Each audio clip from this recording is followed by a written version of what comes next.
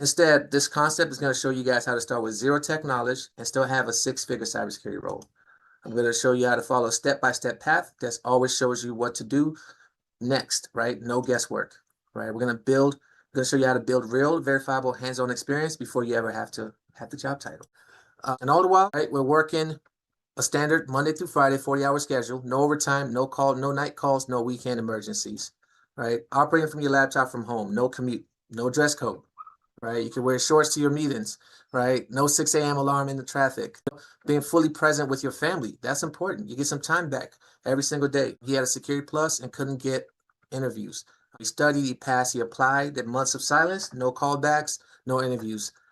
He used our roadmap and gained some hands-on experience, missing from his resume, walked in the next interview with proof that he could do the work. And guess what? He landed the dream job he was looking for, right? She had no tech background, no certification, no IT experience, no related degree. She was a complete beginner.